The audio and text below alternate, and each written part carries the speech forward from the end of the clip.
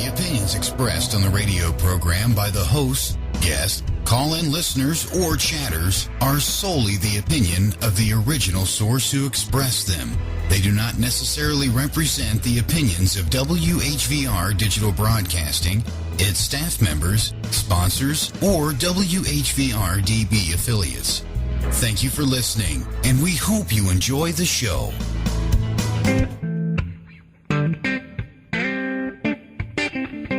Ghost activity, fringe science, interdimensional beings, psychic phenomenon, and conspiracy theories. Does the truth exist?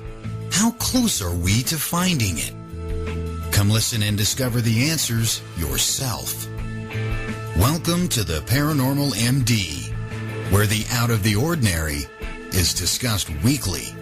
Join your host, Mary Marshall, and her guest as they inform, discuss, and entertain you. Mary welcomes your input during the program, so call in and let your opinions and voice be heard.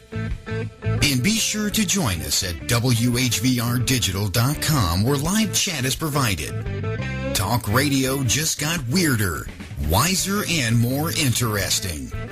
Now, here is your host of the Paranormal MD Radio Show, Mary Marshall, only on WHVR Digital Broadcasting. Good evening and welcome to the Paranormal MD. I'm Mary Marshall, your host, and it is my pleasure to be here with all of you this evening. Thanks for joining me.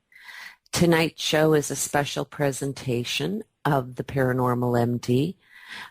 Tonight's show is the Roundtable Discussion Panel, which is a listeners' roundtable discussion panel. And seated at the table tonight are two of the listeners of the show.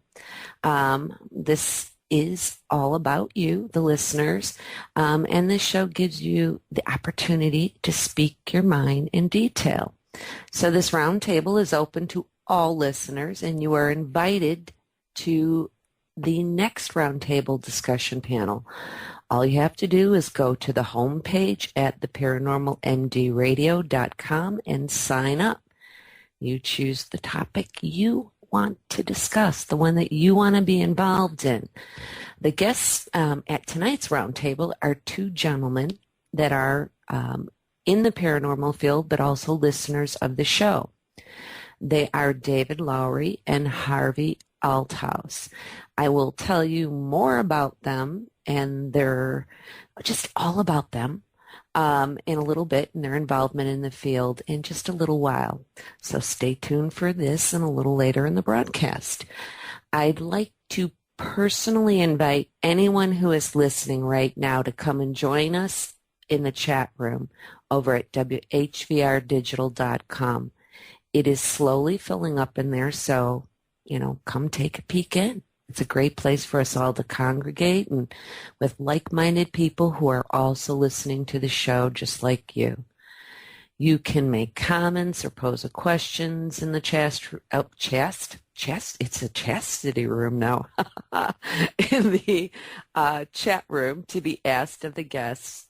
And your chat master, Pam, will relay your questions to me and basically ask for you. And some show nights, it can be one very informative and or fun, ridiculously fun from what I read or hear from the participants. And it's just a great place to hang out during the show. A lot of new friendships have been made there too. So now I have an announcement. I want to invite anyone who is in the northern Illinois area and surrounding states to come and meet me at an event hosted by Wisconsin Paranormal and Illinois Beach State Park. This takes place Friday, April 25th. And I would suggest a couple things. You can call, I would say one, you probably should book a room because this evening is about learning. It's a meet and greet. There's going to be a workshop, if you will, learning. But you also are going to get to participate in I will be speaking there. I will better throw that in there. I'm one of the speakers. And you will get to participate in an investigation at the end of the evening. So it's going to go into the wee hours, so you may want to book a room. So you can call 847-625-7300. That will, if you go to book a room, let them know it is for the paranormal experience. And for more information, just come again to the paranormalmdradio.com. On the home page is the banner with all the information you'll need. So now what I would like to do is take a moment and introduce you to your chat master, Pam. Hello, Pam. You there? Hi, Mary. I am. Hi. And Pam, do you know what time it is? I do.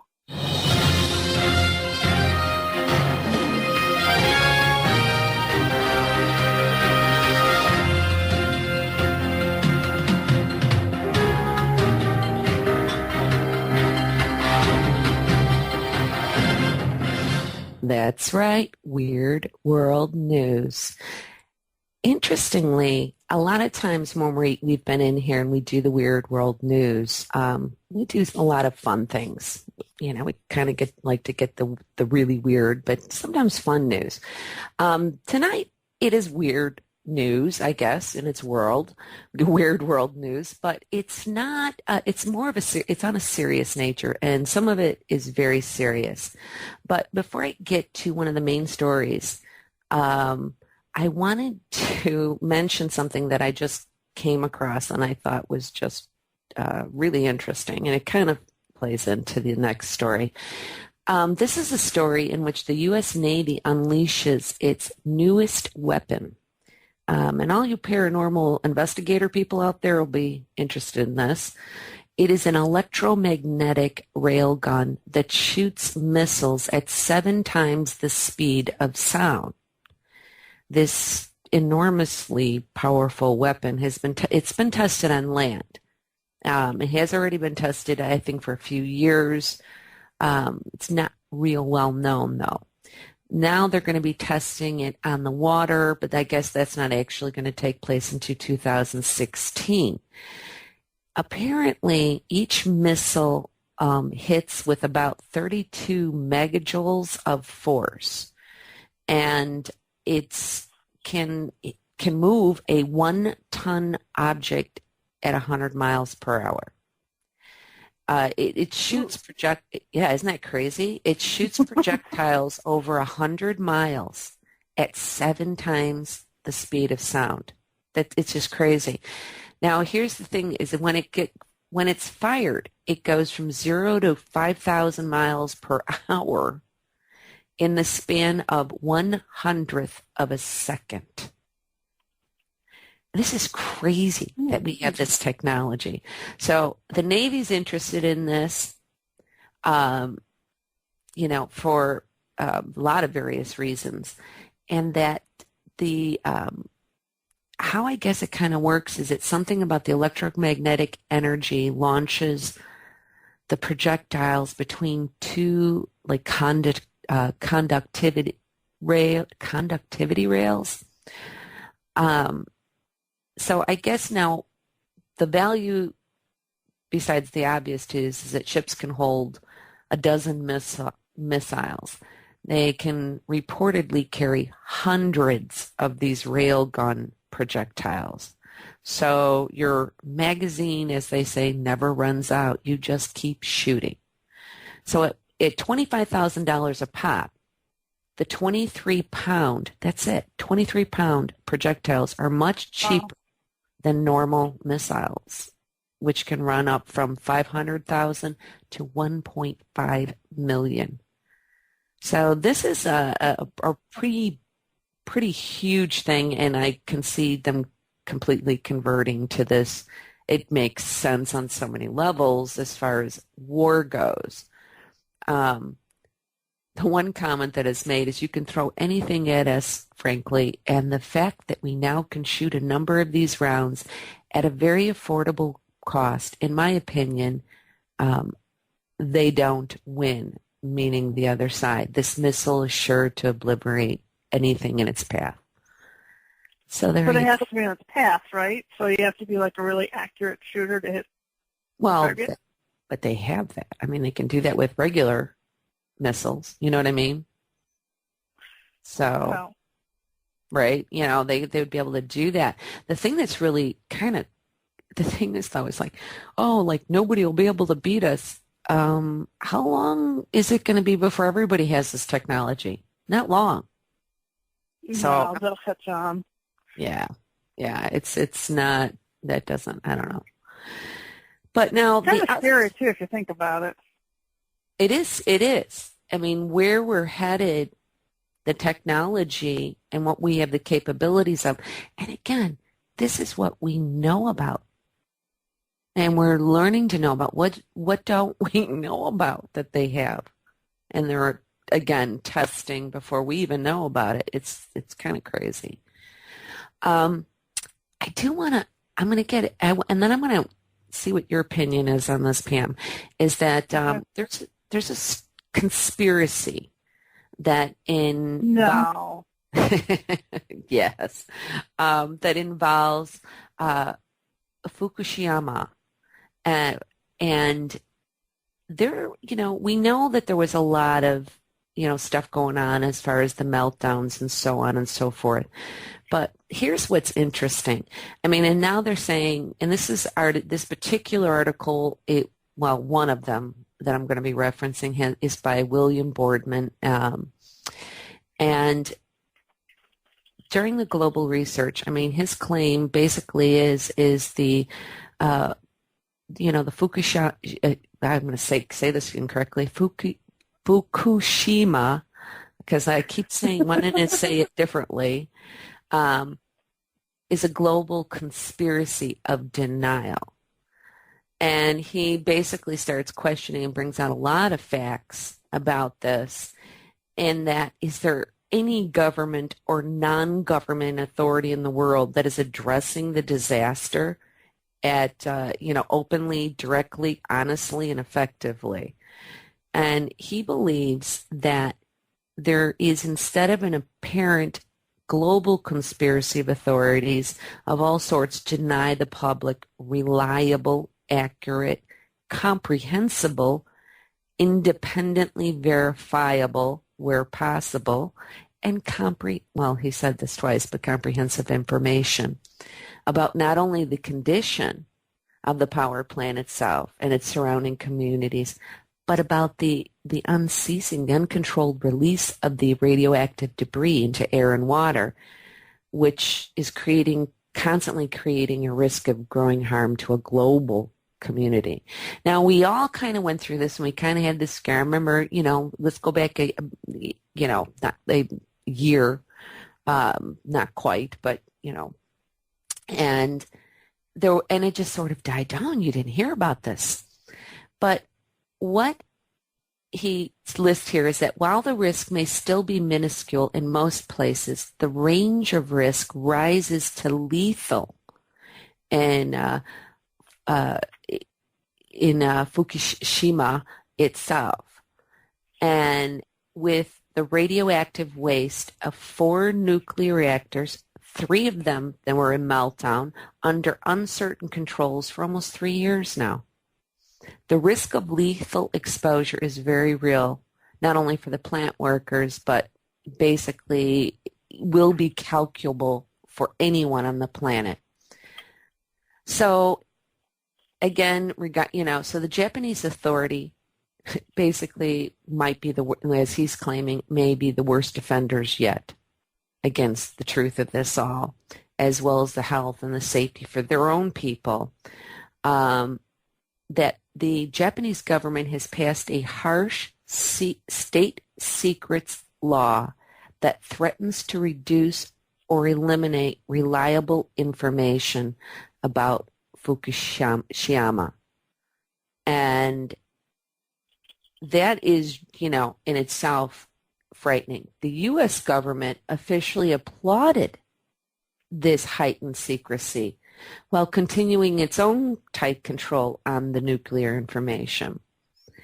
So I guess a lot of it is because they don't know what to do about it. And here's by comparison, they're trying to compare it to, let's say, like Chernobyl. And with that, it is the closest precedent to, to what's going on in Japan. So, but it's not close. They were saying Chernobyl at the time of 1986, electric failure and explosion had 4 operating reactors and 2 more under construction. The Chernobyl accident involved 1 reactor meltdown. Other reactors kept operating for some time after the accident. So the reactor meltdown was eventually entombed, containing the meltdown and reducing the risk. So, and until, this disaster in Japan, Chernobyl was considered the worst nuclear power accident in history. And it's, still far from over. I mean, roughly still 1,000 square miles remains one of the most radioactive areas in the world, and cleanup is not even expected to be completed before 2065. And that accident happened in 1986. The other thing that they went on to talk about this is that at the time of the March 11th, 2011 earthquake and tsunami, that the plant had 6 operating reactors. 3 of them went into meltdown. A 4th was left with a heavy-laden fuel pool teetering on 100 feet above the ground. So both Chernobyl and Fukushima are rated at, I guess, on the nuclear scale of major accidents, are both rated a 7. And this was by the Atomic Energy Agency. So the concern, again, is that while the reactor can't stop generating the actual nuclear chain reaction, the atoms, that can stop, rather, the atoms left over from the original nuclear chain reaction continue to give off heat. That is called, and it's just ridiculous. It's out of control, and we have stopped hearing about it for the most part. And that's one of his claims. Japanese and U.S. governments have continually underreported the severity of the nuclear crisis. And that's according to the Wall Street Journal, points out again that the mysterious things are happening with the death and illnesses to sea life, seals, polar bears, turtles, everything. And it's not just contained there. So it's kind of a really scary situation. And I am curious, what do you think? Do you think that they're globally, the governments are intentionally trying to keep us in the dark over this to avoid panic? I do. I think it's absolutely absurd that they do, though. I think the people should be aware, and they should be doing more to not only stop this type of thing from happening, but there should have been something in place to prevent it in the first place. I mean, natural disasters are there. They're going to happen, and that nobody thought about this beforehand. I think it's like a roll of the dice. I mean, meaning they put as much safety things in place, but it's nuclear. What are you going to do? Unfortunately, I'm going to have to. Yeah. This gives you food for thought. So I ask everybody who's listening to this story to think about it. Okay, but I need to move on. We're going to have to take a brief break. So don't go anywhere. We will be back in just a couple minutes.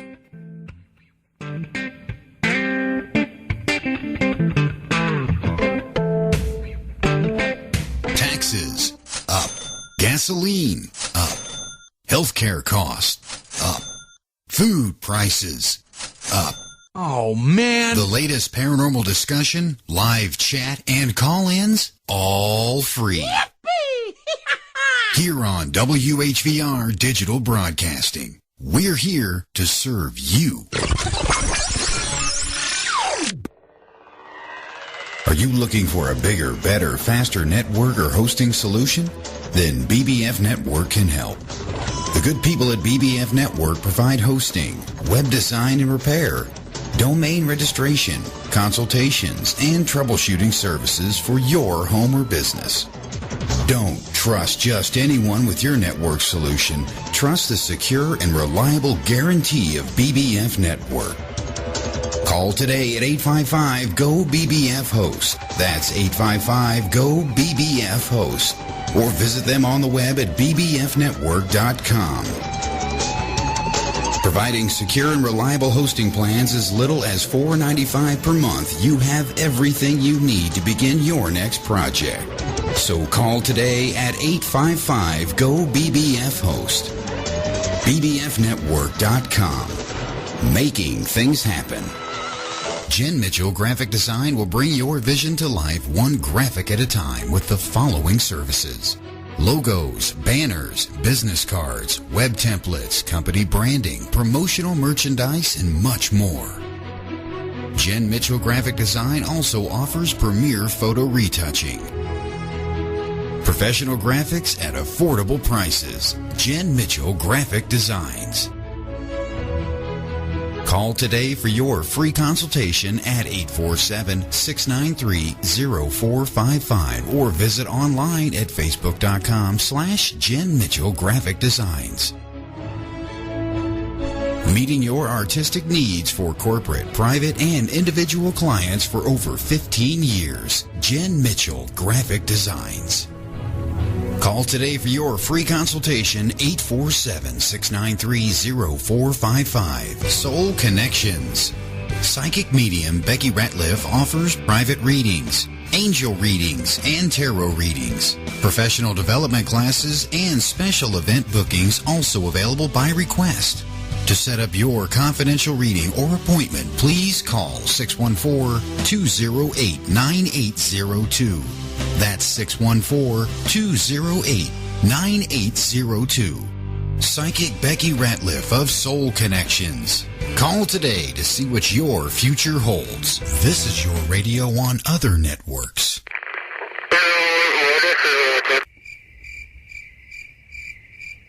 This is your radio on WHVR Digital Broadcasting.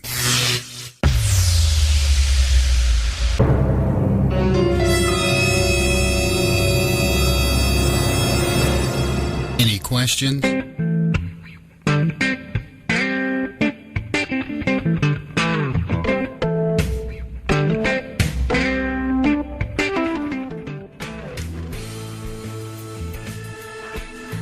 Hello and welcome back. I'm Mary Marshall, your host, and you are listening to the Paranormal MD Radio Show live on WHVR Digital Broadcasting.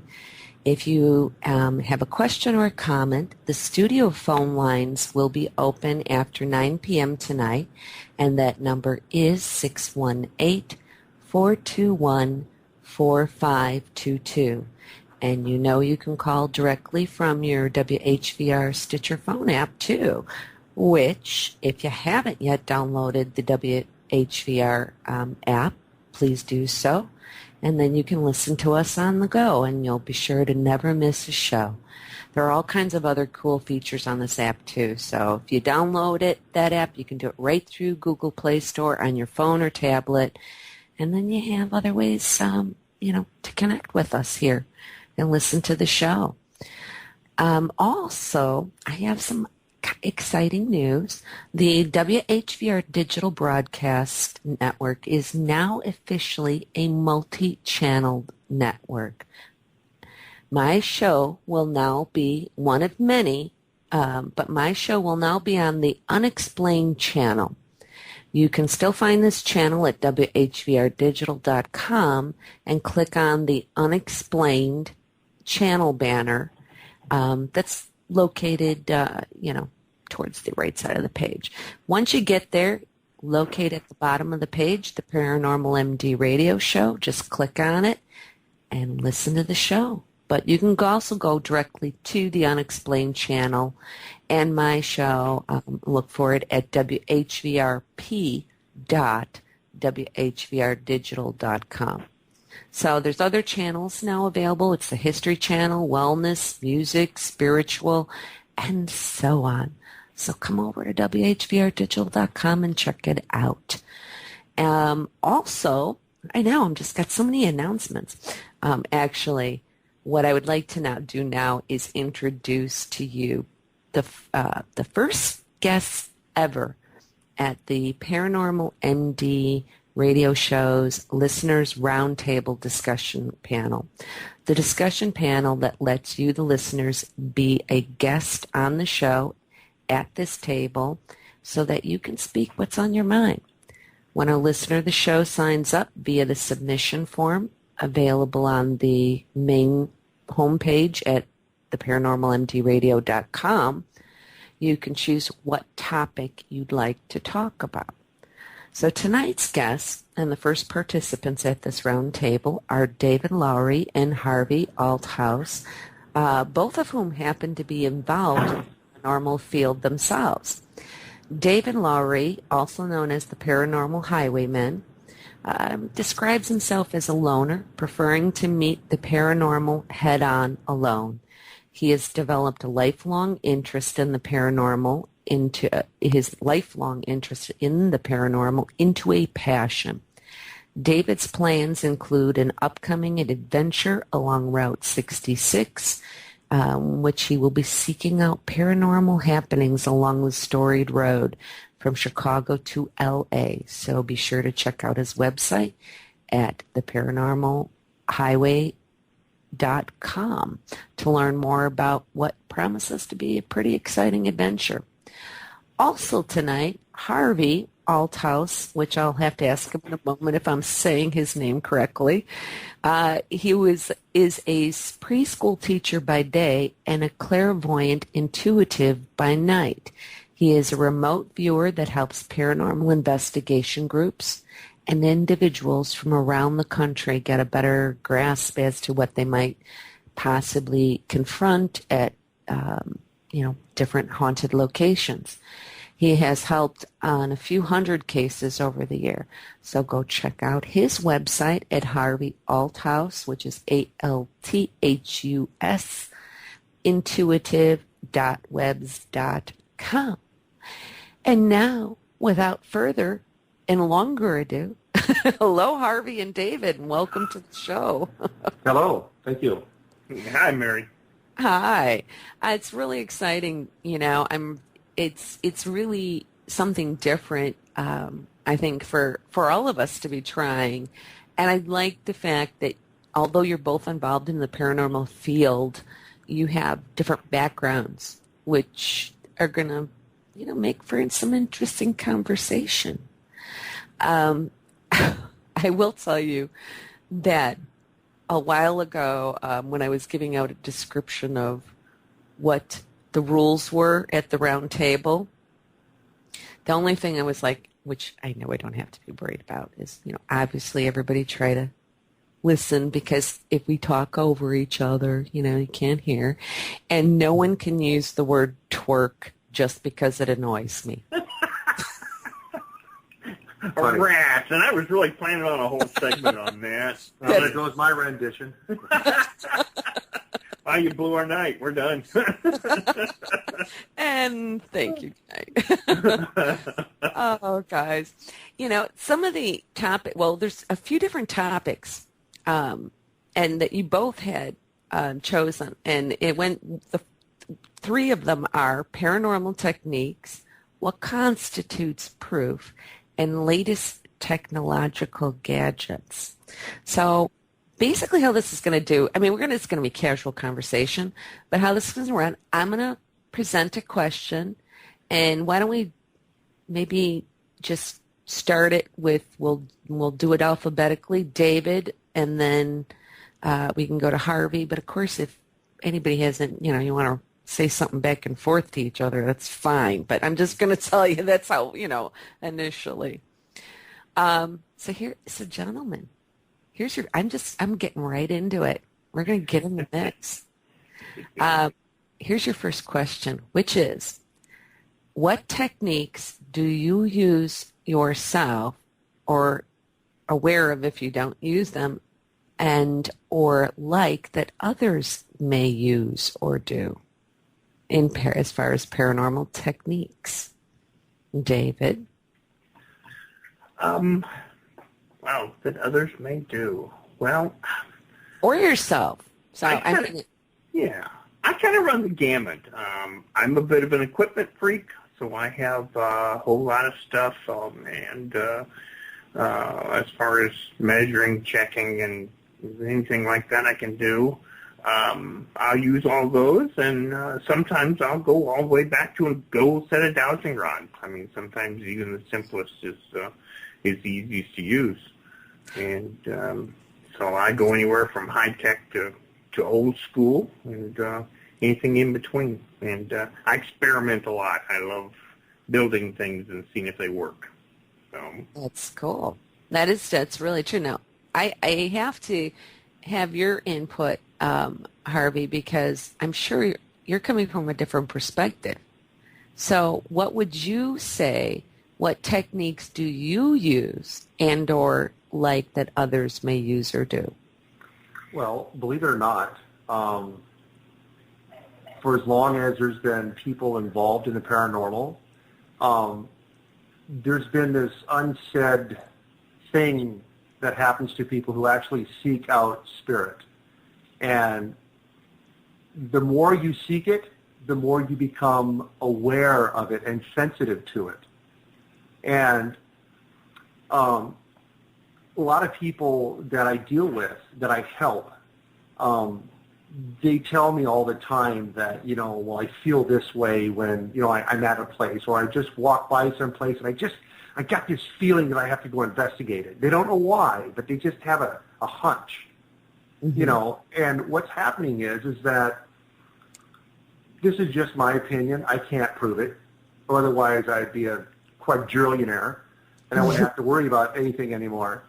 I totally, deeply in my heart feel that we were all born with abilities. And unfortunately, due to modern society and the convenience, it has been bred and left to wither on the, bred out of this and left to withered on the vine because of convenience.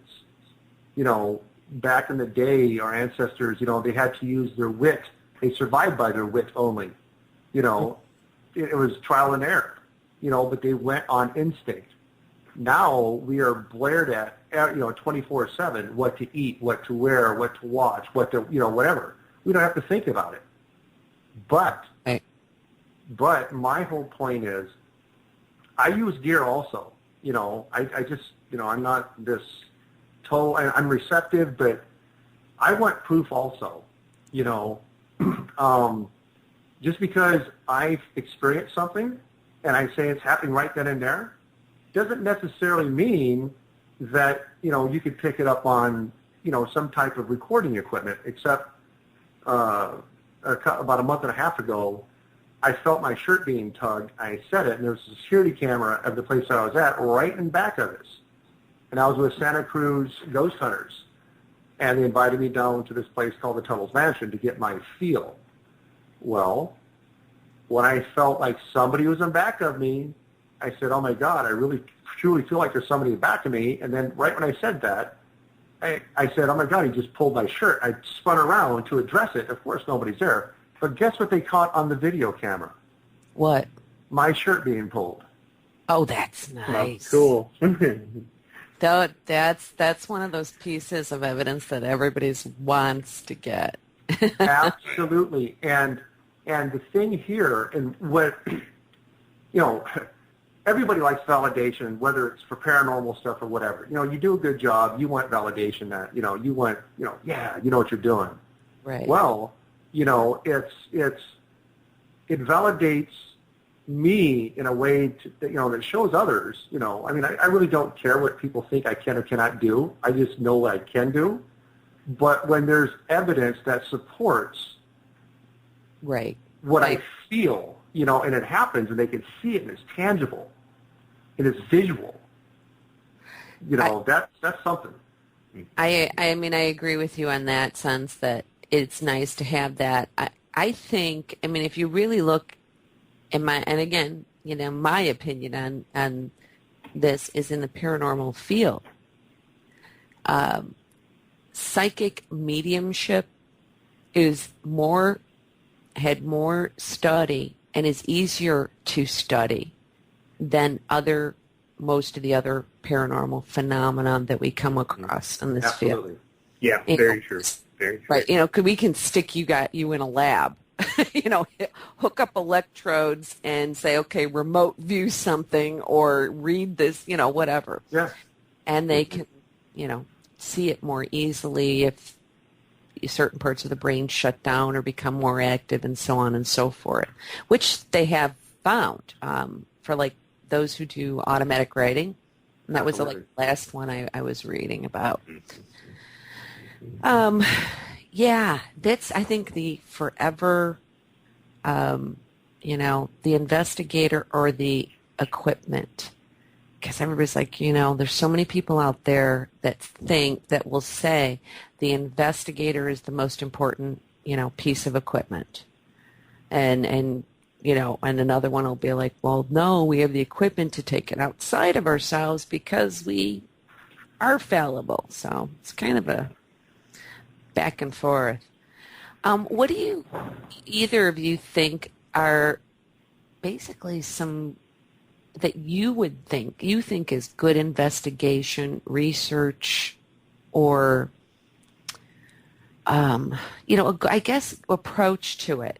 I mean, what have you seen or what would you like to see done with that as far as investigation practices and research? Well, okay. I think the my new name for them are the parazoos, the commercial haunts.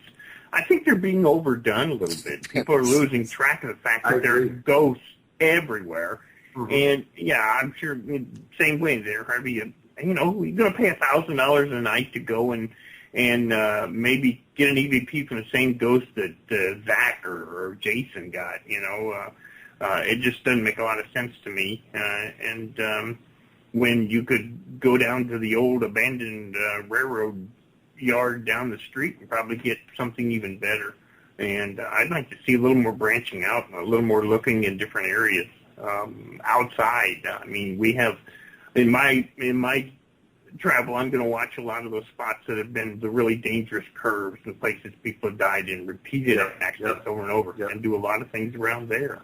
There's so many places we can look, and there's no need to spend money. Just go out and do your research, and hey, it's like fishing. Sometimes you'll get something, sometimes you won't. Sometimes you'll get skunked. So, go out and check out other places. You don't have to go someplace that one of the TV shows went. That's, I guess, my kind of biggest pet peeve at the moment. Yeah. I mean, I have to say that I totally get what you're saying about that. And you're right, because it is anywhere. I think the idea, though, is that some places are so much more active in ways that can be captured, if you will, audio, video, whatever equipment. And even in the touching and feeling. I mean, I've done cases where I would consider a really active place, but I've never been touched there. Yeah. There's other types of communication, and I think people want to go to those places because they feel more assured that. Yeah. And don't get me wrong, I go to them. A lot of times I'll go with friends, and it's just fun sometimes to get there with friends, and sometimes you get the best EVPs when y'all are talking and having fun, just during. So, I don't shut those places out completely. I'm just saying that they're getting, I think, a little overdone. People need to, like, I figure somebody had to walk into Waverly Hills for the first time and go, wow, this place is fun. You know, that place may be down, the next place may be down the street from you, and you don't even know it. So. Yeah, that's true. That's true. Do you have any thoughts on this, Harvey? Oh, no, I totally agree with David. I mean, it's all about the research. And any paranormal investigator worth their weight, there's a lot of research that has to be done prior the investigation. And there's a lot of, you know, and that's a big asset to have, knowing what you're going into. You know, it's a big help. I mean, if anything, just the physicality, you know, and the history of the place, it speaks volumes. You know, so when I get a call, you know, I'm out here in California, no matter where the people are calling from, they will call me, and I'm more of a tool that, you know, for them, as opposed to, you know, I'm like an EMF detector, or I'm a K2, or, you know, something that's sensitive enough to touch it. And the best thing is, I don't have to go out and freeze. I don't have to go out and, you know, be in sweltering weather. I don't have to, you know. Lucky you. Yeah, no doubt. Well, I mean, trust me, I do my fair share. It's jammies, David. Pretty much. I know, you know, somebody has to do it like that, right? But the research is crucial. It's critical, and I think a lot of groups use me to do a pre-screen. Now, what they'll do is, you know, a customer will contact our website, and, you know, they get, you know, maybe 10, 15, 20 people a month, maybe more, maybe less, but, you know, and nowadays, and I'm sure you both will agree, that it's chic to have a ghost in your house, something more of an ambiance, something more of a conversation piece, especially if you can get, you know, because people they're curious. Yes. You know, and when TAPS first came out in 2004, I was scared to death. And the reason why I was scared to death, because I felt like I was being outed. You know, I used to do it very covertly, you know, because up until that point, although I'm very open, I have a lot of open friends, you know, they understand what I do. But when it comes to the spiritual side of it, you know, the actual investigating of it, that was a, you know, big taboo thing. Mm-hmm. So, but now everybody has been, you know, spend 10 years, and everybody is aware of what's out there. Everybody has a story, but everybody is starting to question the littlest thing nowadays. You know, in their home, you know, especially brand new resident, you know, they buy a house that was, you know, the two houses on either side of it are $150,000 more than their house. There's a reason for that, you know, and a lot of go ahead, Dave. Yeah, no, you're absolutely right there. I agree with everything. Yeah, I was just thinking, you were talking about the old days, and everybody, if you said something like that, their response would be, "Oh, do you know Shirley MacLaine and Yanni?" And I think you're a little crazy. Absolutely. Thank you. You know my pain. Thank you. Oh yes. Well, yes, definitely. You know, I'm gonna, before we continue on, because we're gonna have to take a break in about a minute or so here, and I want to get involved in another long thing, but I do want to comment one thing that you also said, which was kind of cool, Harvey. I have to say, I never thought before about using somebody to pre-screen. Usually, if I call somebody in, it's after the fact, and that's pretty darn good idea to do the pre-screen. Well, I agree. Let's put it this way.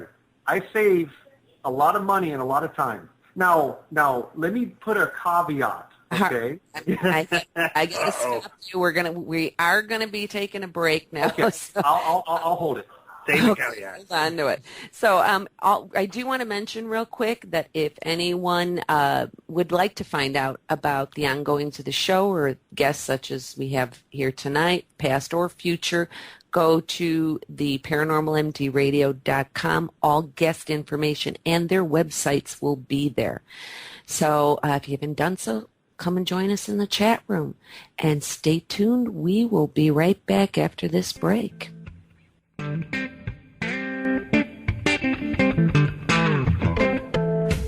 something to say? Tell us, and we'll tell everybody. Write to info@whvrdigital.com. Paying too much to host your radio program with others? Tired of trying to figure out complicated software programs? Then let WHVR Digital Broadcasting help you. We offer full program production, engineering, promotion, and training so you can take your program to the next level. Don't have a radio show? No problem. Send us your program idea and we can bring it to life for you. We all have something to say, so why not use our quality service to say it? If you're a serious broadcaster and looking for a top quality outlet for your live program, then call us today at 800-653-1680 extension 3. That's 800-653-1680 extension 3. Or visit whvrdigital.com for more details. Come join our growing network and see why talk is our business and business is good. WHVR Digital Broadcasting. We're here to serve you. Are you looking for a bigger, better, faster network or hosting solution? Then BBF Network can help. The good people at BBF Network provide hosting, web design and repair, domain registration, consultations, and troubleshooting services for your home or business. Don't trust just anyone with your network solution. Trust the secure and reliable guarantee of BBF Network. Call today at 855-GO-BBF-HOST. That's 855-GO-BBF-HOST. Or visit them on the web at bbfnetwork.com. Providing secure and reliable hosting plans as little as $4.95 per month, you have everything you need to begin your next project. So call today at 855-GO-BBF-HOST. bbfnetwork.com. Making things happen. Of all the radio stations in the world, we're one of them. You're listening to WHVR DB.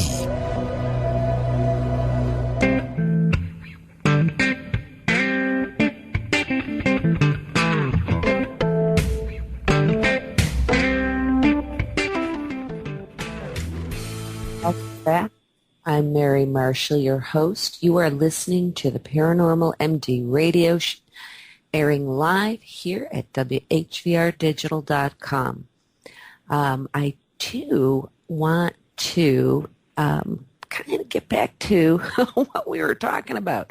Harvey, you started, I so rudely interrupted you with a commercial break. You were talking about started to talk about the screening. Oh, the yes. pre-screening and Yes. Yeah, and as we were listening to the commercial, you just kind of get distracted, and now you have a clue what you're saying. And I'm just like, it's just like I said, I have a caveat, and I'm like, I'll have to come back. I have to circle back around to that. I apologize. No, you know what? Yeah, this makes me feel better because I do that all the time.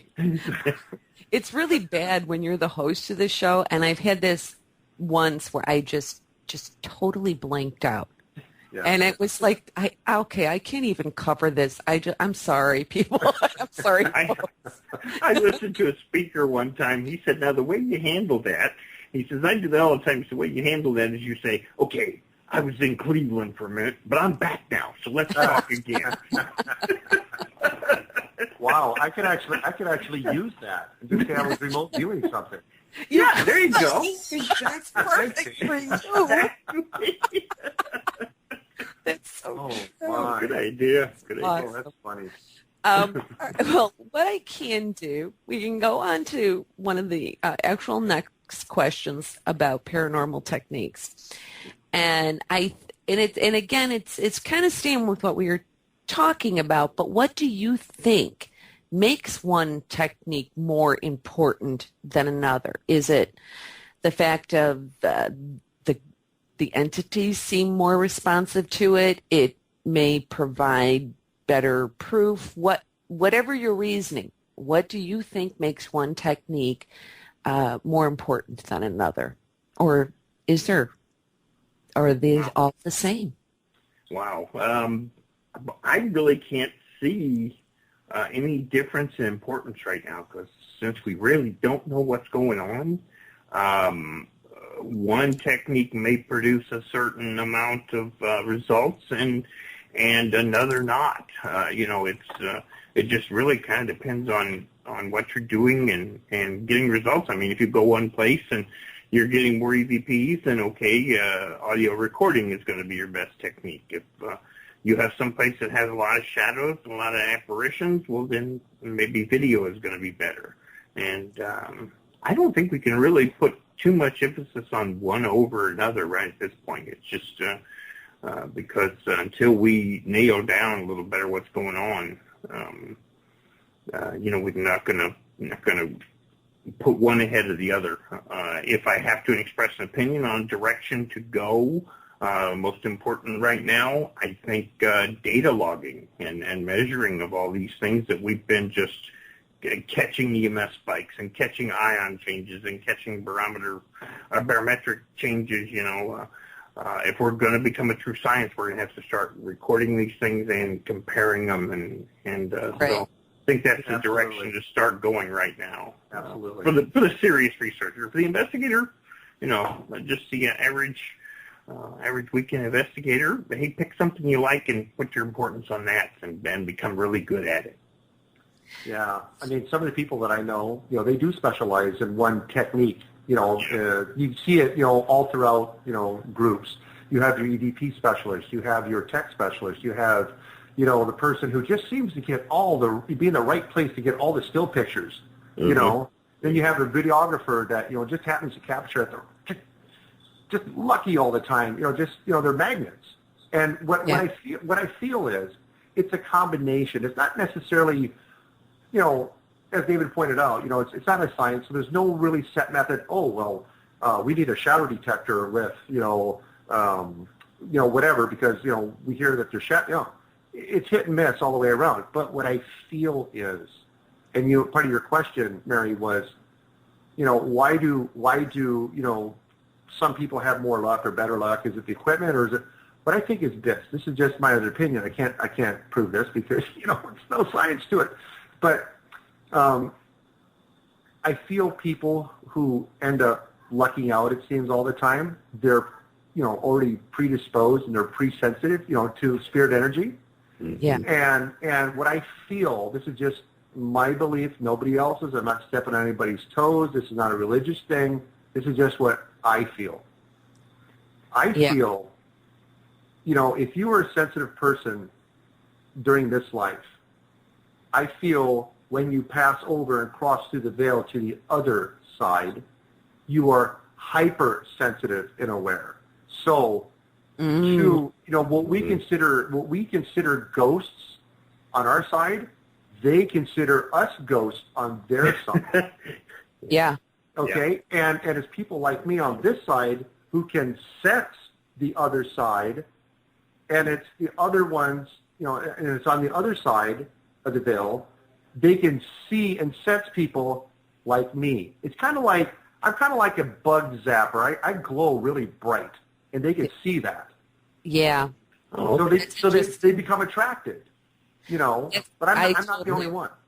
I totally agree with that, because I've said that before, and I said, that I think that when you have somebody who is always getting a ton of EVPs or things like that, of course you have to consider, is it how that person's reviewing the audio? Is there a lack of are they not hearing? Because everybody's hearing is different. Or just their ability to know, to be able to pull that out. But the other thing is that I think that the entities are drawn to the light of that person, to that person's, the energy, the amount of energy that a sensitive has to be putting out.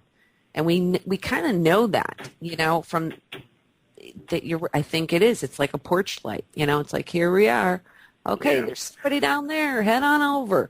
Absolutely. Yeah, I saw a great example of that in an event I did a couple of years ago. A name drop here. Where I was at the Bartonville Insane Asylum in Bartonville, Illinois, and following Chris Fleming, who of course was on Psychic Kids, and this is a rather well-named known name in our field. Chris is amazing with the spirit box, and I don't get hardly anything out of that thing. I think it's a matter of just working with it, becoming sensitive to it, and like you said, maybe you can kind of develop that light. He was getting things on there that were just amazing to me because I really didn't. And as I spend more time with the thing, I'm noticing that I'm getting more and more. So, Harvey, do you think that's possible to develop that sort of thing if you practice on one technique more and more? Oh, absolutely. I mean, like I said, case in point, my buddies from Darklands Paranormal, another name drop, sorry, in Southern California, there's two of them. One is phenomenal with the pictures, and the other person is phenomenal with the EVPs. Mm-hmm. But when the one who is phenomenal with EVPs tries to take pictures, it's hit and miss, and vice versa. Mm-hmm. Yeah, exactly. Yeah, I mean, sorry. No, go ahead. I was just going to comment in on that too and say that I think that if you, and again, we don't know this because I don't know that it's been, it's not really been studied or documented, but it seems the longer a person is in the field, usually the more activity they will start to document in some form or fashion. And it's sort of like when you first start and then you hear, when you don't know what that means and somebody says, it just feels really heavy in this room. I just feel there's this oppressive kind of, and you can't really quite describe it. Mm-hmm. And at first, new people into that might look at you like you're a little loopy, but then as you go along more and do it longer, and they've done it longer, they're like, you walk in a room, and you're like, just like that. Your body physically becomes more sensitive to it also. So, I mean, it seems that way. We have a few questions that are coming out of the chat room. So I'm going to veer off for a moment on this. However, I have to ask you this. This is just a ridiculously strange question, Harvey. Yeah. Because you were strange questions, only strange answers. Yeah. Well, because I've had other remote viewers on the show, and I don't know why it's just never crossed my mind. But while we were talking, I was like, could you remote view into my living room right now? Can you be that specific? I guess I could try. Well, I mean, I don't want you to. I'm just. Let me give you an example first, and then you tell me. Okay. I'm willing to try. Okay, about 3 years ago, I don't know if you've ever heard of the program. It's called LiveSciFiTV.com. Yeah. Yeah, it's a guy, David. His name is Tim Wood. He goes around to all the places all over the country, and he's got a huge web following. And anyways, he a couple years ago was looking for. He had a web show, radio show, and he was looking for somebody to, remote viewer. And a buddy of mine contacted me from Kansas, and they said, hey, he's right across the bay from you. Why don't you give him a call? So I called him, and we set things up, and he was trying to blindside me. And what happened was his entire show got thrown out the window because his format was he had people all over wherever who were listening from. He told them to find the most bizarre things and be ready to have me read what they're holding. It doesn't work like that. Yeah. But what I started telling you about, I started to describe this female energy about a 14, 15-year-old girl, that's with him tight. It's more than an attachment because he's had it for so long. And he's like, what? And I said, yeah. So I described the situation where it came from. And when I started describing the actual physical building, he went to commercial right away. He's going, how the F did you know that? Yeah. Right? Yeah. So the remote viewing that I do, a lot of times, Mary, are you an artist by any chance? I'm not. But you know what, Harvey? You have some. You can. It's kind of creeping me out. One, that you would remote view in my living room. I mean, I could be sitting here in my jammies. No. Well, yeah, but guy, I'm going to give you time there because we need to take a top of the hour break. Okay. So listening, we have many more topics to discuss that we placed on the table for discussion. Right. So don't go anywhere. We will be right back.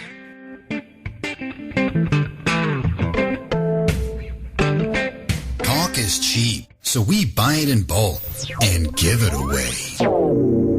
WHVRdigital.com. Unlock all that WHVR-DB has to offer by subscribing to our new on-demand service. Listen to all of our past shows in crisp, high-definition sound, or download them and listen when you wish. You can even share them with family and friends. Become a gold member today for only $19.95 per year. That's less than $2 per month to gain access to all past programs when you want them on WHVR Digital Broadcasting. Visit WHVRdigitalstore.com to subscribe today and listen when you demand it. WHVR DB On Demand. Some call it the past, but to us it's the future. Subscribe today at WHVRdigitalstore.com. Jen Mitchell Graphic Design will bring your vision to life one graphic at a time with the following services: logos, banners, business cards, web templates, company branding, promotional merchandise, and much more. Jen Mitchell Graphic Design also offers premier photo retouching. Professional graphics at affordable prices. Jen Mitchell Graphic Designs. Call today for your free consultation at 847-693-0455 or visit online at facebook.com/Jen Mitchell Graphic Designs. Meeting your artistic needs for corporate, private, and individual clients for over 15 years. Jen Mitchell Graphic Designs. Call today for your free consultation, 847-693-0455. Soul Connections. Psychic medium Becky Ratliff offers private readings, angel readings, and tarot readings. Professional development classes and special event bookings also available by request.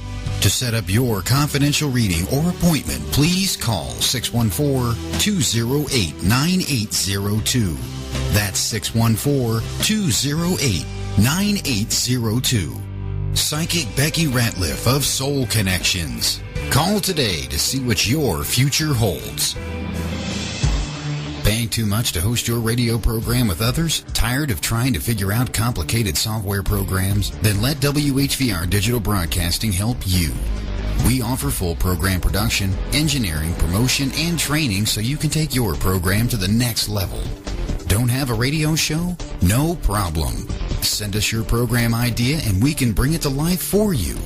We all have something to say, so why not use our quality service to say it? If you're a serious broadcaster and looking for a top quality outlet for your live program, then call us today at 800-653-1680 extension 3. That's 800-653-1680 extension 3. Or visit WHVRdigital.com for more details.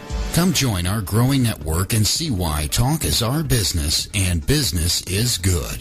WHVR Digital Broadcasting. We're here to serve you. Got something to say? Tell us and we'll tell everybody. Write to info@WHVRdigital.com.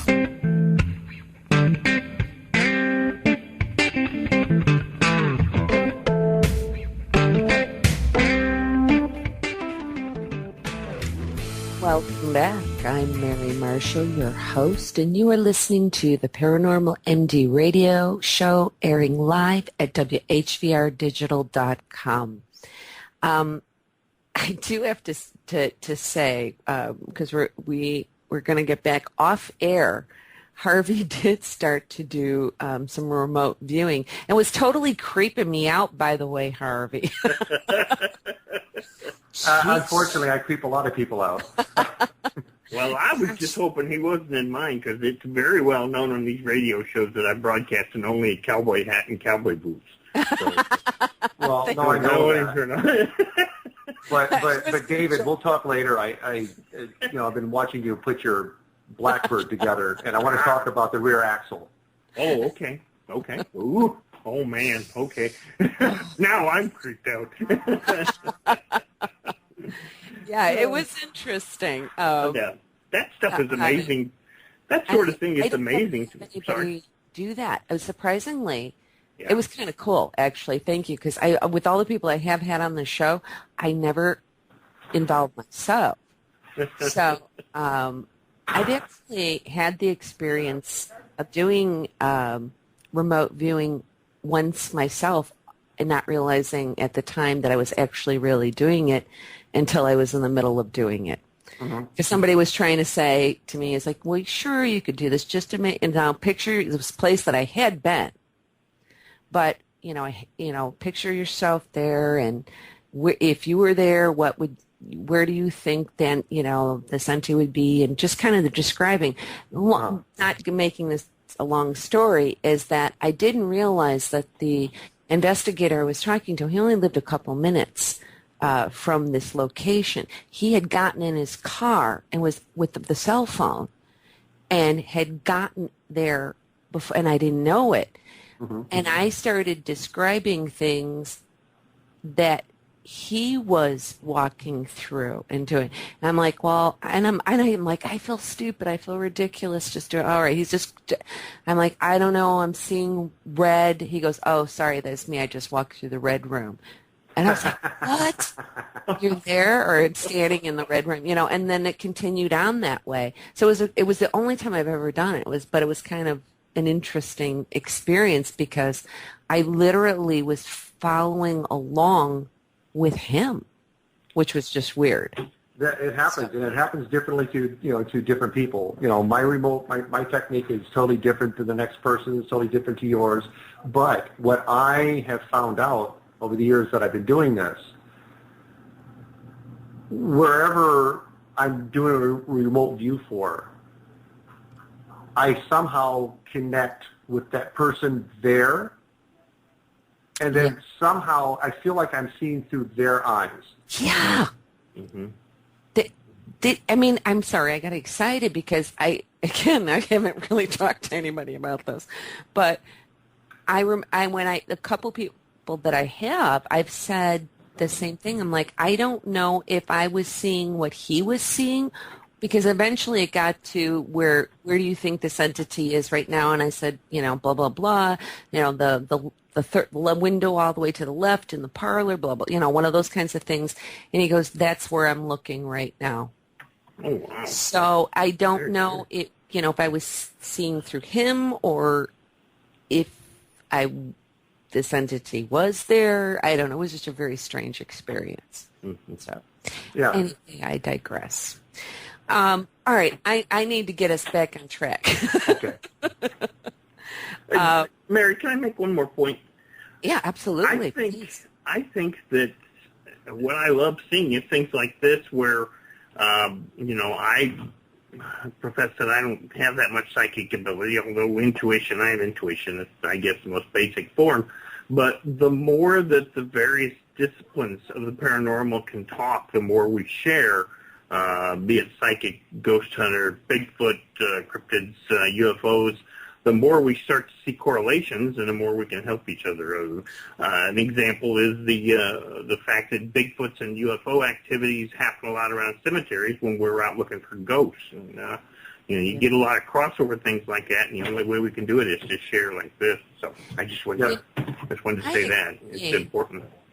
And that's a really, really nice and good point to have made, I think, for people listening, because it does get into this ideal we all have about paranormal unity, but about learning from each other.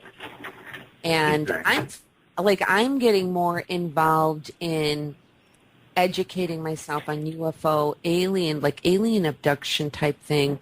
I want to know more and learn more because I think that there is a lot of crossover. A lot of even some of the reasonable explanations for what could the activity be could be some of the same cause. You've got paranormal alien abductions and those who experience ghosts holding them down in bed or sitting on their chest. So you start getting into the fact of this could be, due to, I was going to say sleep apnea.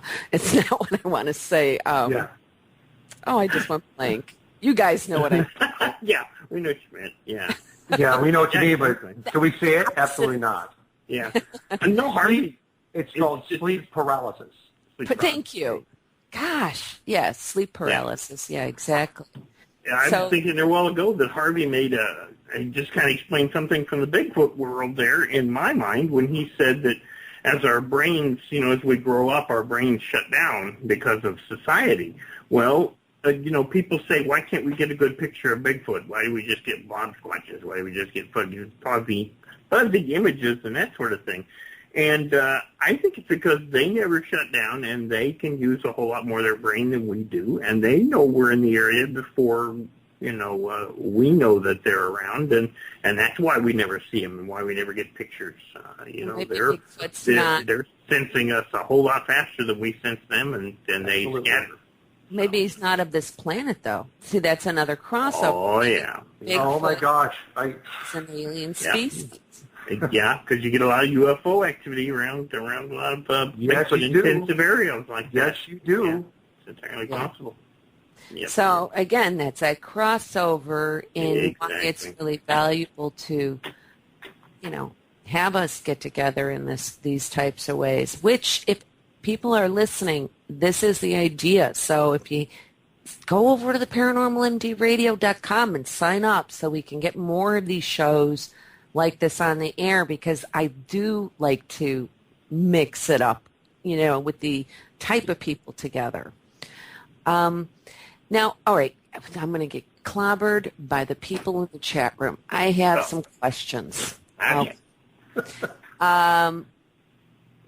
Marcellus asks, have you ever thought you caught spirits of, this is sort of weird, just spirits of aliens on audio EVPs or other equipment? I don't know. I've heard some weird, strange things, but I can't say definitely. I'm very open-minded about it, the possibility, but at this point, nothing that I could say, I don't know what an alien sounds like. Yeah, really. Right, how would you know? Right? Yeah. I've heard of people, claiming if they have on something like that. I don't know. I don't know that it'd be possible. Yeah, it's like, be like, how would you know? It's like, no, that's just my mother-in-law in the background or something. She has sleep apnea. They don't all say, I'm from Remulac. Yeah, absolutely. Or Nanu. Yeah. Yeah, exactly. Here is from Barb. She asks, do either of you use vintage music, scents, or antique objects as trigger objects? I will answer this, Barb, and say yes, across the board. Absolutely. Yes, me too. Yeah, I was actually sitting a little place called the Cheney House here in Southern Illinois. I was actually sitting in the front room, which used to be a tavern. I was playing cards with the ghosts the other night. I put the cards out. I deal them out cards, and I deal me some out. I got beat twice. I was going to say, how much did you lose? I lost bad. They beat me a couple of times there. It's bad when the ghost pulls a full house on you. But yeah, I did get some. I actually did get some EVPs during it, and music especially is another great trigger object. If you know, like Harvey mentioned, the research. If you know what was going on in that place, absolutely reenact it. Yeah, investigated a tavern that had been a notorious gambling joint. Bring along some dice. If you know, prepare yourself with trigger objects. They do help. You know what? And if anybody who's listening, because this is what I do, because you are dealing with often different eras, go to the Library Congress of Music.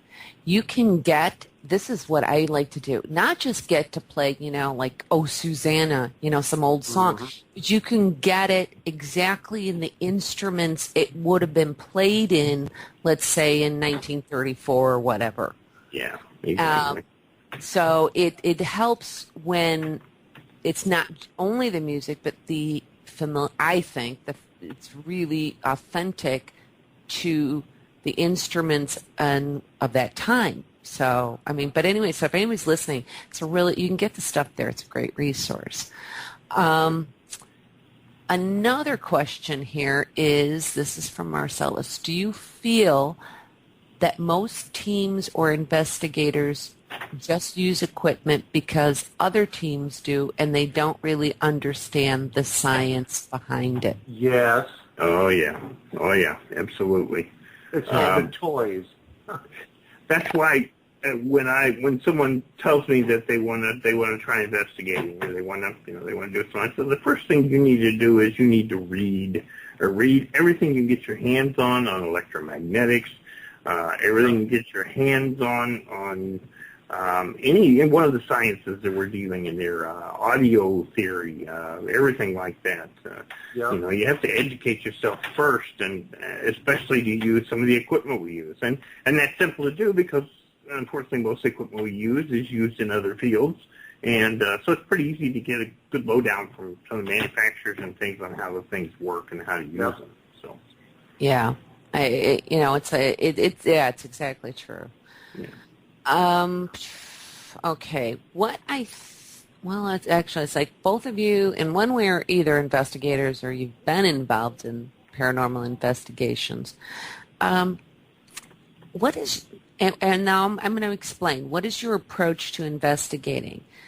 In other words, how are the investigation runs? What are your procedures, approaches?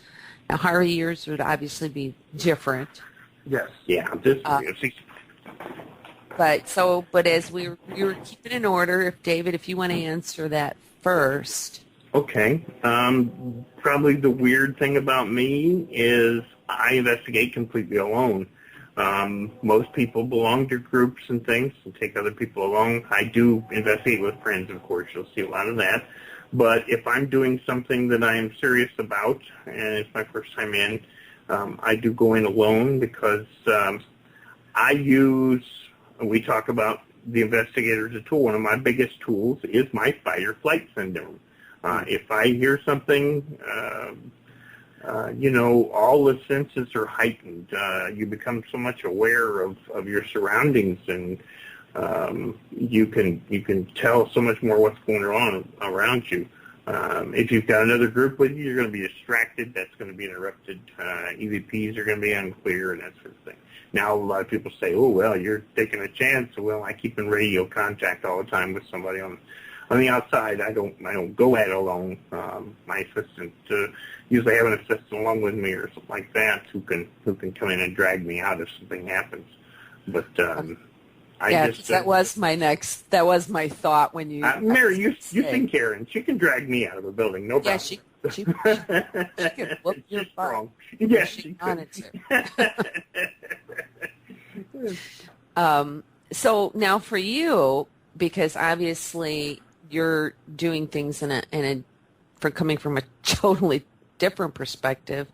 So how, I guess I was going to see if I ask you this question, and we have one last break to take, and you're going to be right in the middle of answering. So I'll give you a moment to think about it. What it is the same thing is that as for your involvement in the paranormal investigation, what is your approach or procedures and how do you run that? So as you hold that thought, and I'll ask you again in case you forget, if you'd like to, I wanted to let everybody know at home, if you'd like to attend the Paranormal Experience Workshop Investigation, and in the event at the Illinois Beach State Resort with me and WPI, you can find that information listed on the homepage of this show's official website at theparanormalmdradio.com.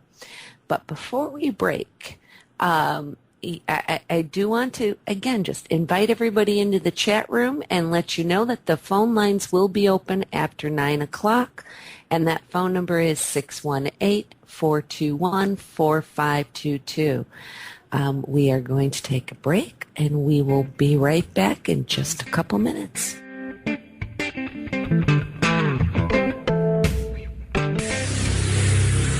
Listener tested. Heaven approved. WHVR Digital Broadcasting. Are you looking for a bigger, better, faster network or hosting solution?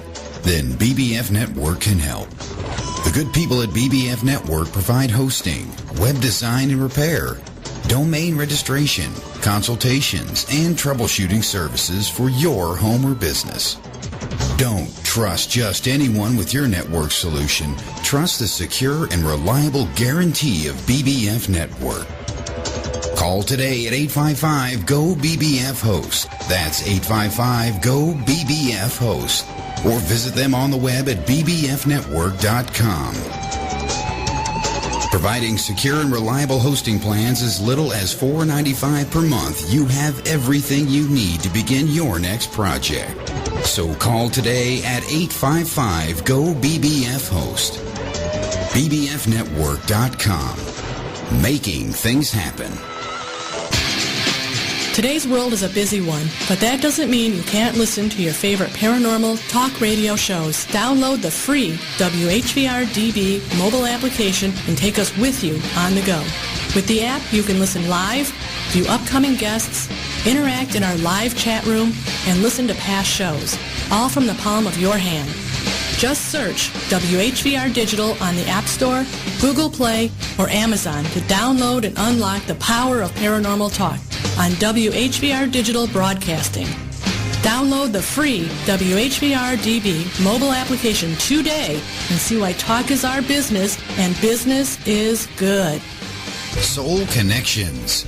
Psychic medium Becky Ratliff offers private readings, angel readings, and tarot readings. Professional development classes and special event bookings also available by request. To set up your confidential reading or appointment, please call 614-208-9802. That's 614-208-9802. Psychic Becky Ratliff of Soul Connections. Call today to see what your future holds. Taxes, up. Gasoline, up. Healthcare costs, up. Food prices, up. Oh, man. The latest paranormal discussion, live chat, and call-ins, all free. Here on WHVR Digital Broadcasting. We're here to serve you.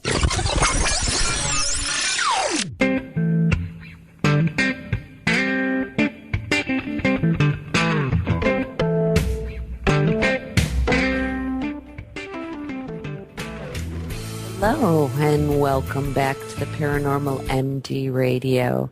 I'm Mary Marshall, your host, and you are listening to the Paranormal MD Radio Show at WHVR Digital Broadcasting.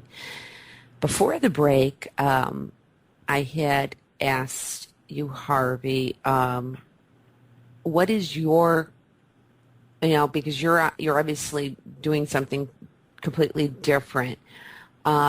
Do you have any particular procedures or approaches or things that you do to get yourself ready to do, like, let's say, the remote viewing? Absolutely. Believe it or not, I can turn it on, turn it off. I don't meditate. I'm not a Buddhist monk. It's there when I want it to be, or it's not. Like I said, I've been able to learn, I've taught myself how to turn on or turn off. Otherwise, I probably wouldn't be able to get through a day. So, how many years? When did you become aware of this? I guess is a good. Oh God. Like how old? 25 years ago. Well, I've been able to do all this stuff all my life, and it's not just remote viewing. I mean, I balance energy. I take pain away from people. At work, people come to me when they have headaches because I take them away within seconds. I don't know how I do it, but I do. And people with arthritis, they have pain in their hands. I can take that away from them. Energy fields. Absolutely. Yeah. Absolutely. So what I do, let's just say when I go out and physically do an actual investigation, one of the first things I do before I step one foot on that property is I protect myself, which is so important for everybody who is in this field. Amen. Should be doing all the time, before, during, and especially after. Right? And Can you elaborate on protect? Because Yes. people listening that are not in the field are like, what does that mean? Okay, protection. Around us, around our body, we are bioelectrical beings. Okay, our body does produce electricity. It's low megahertz, kilohertz, whatever it's in, but we do. That's how our brain functions. It sends out electrical, impulses. Mm-hmm. So our energy is derived, from that. And like anything that gives off energy, like electrical things, TVs, you name it, they'll give off a signal. Now, we're not exactly the same as a kitchen appliance, like a microwave or anything like that. It's not like we can take an EMF detector and stick it next to us. We're going to read, or a K2 meter, Right. But for some reason, through us walking on the ground, and we're constantly grounded, so gives our natural energy an ability to where it's not, as an example, static electricity, right? We all know how it works. We're all little kids. We're rubbing our feet on the carpet. We go up to our friend and we zap them, But you got to look at it this way. Without the ability for us to actually have that ability to produce even the low amount of electricity that we produce, we would not be able to shock anybody. So what our energy field does,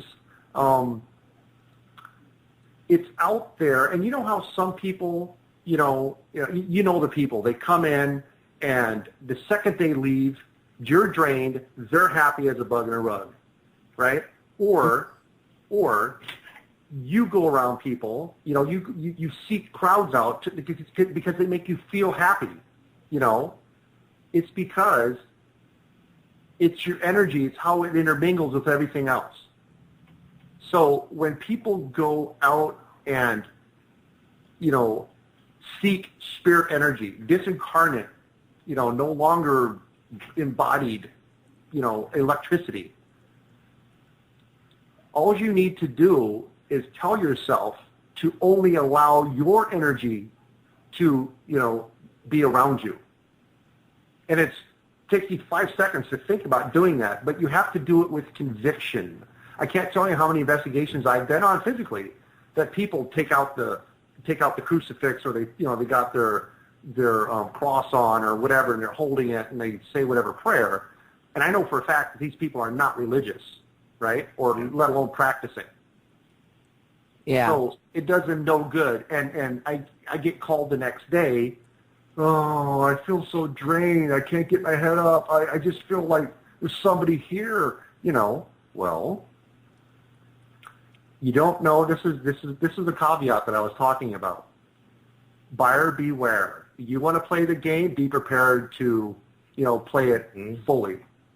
There's different opponents out there, and David and Mary, you and I, we know that they're there. Oh, yeah.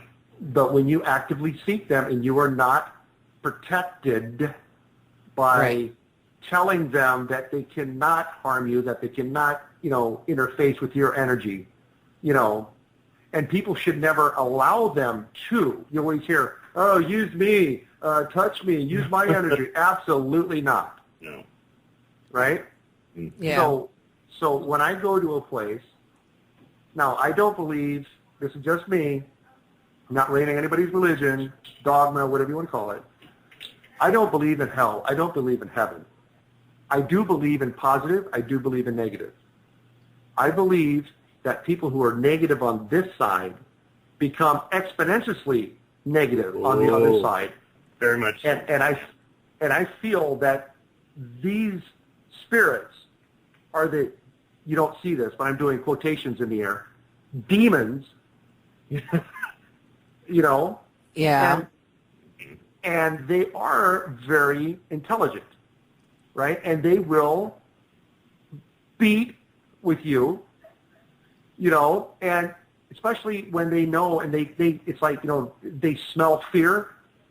If you go in just with the slightest opening, they're going to grab in and they're going to come home with you. Mm-hmm.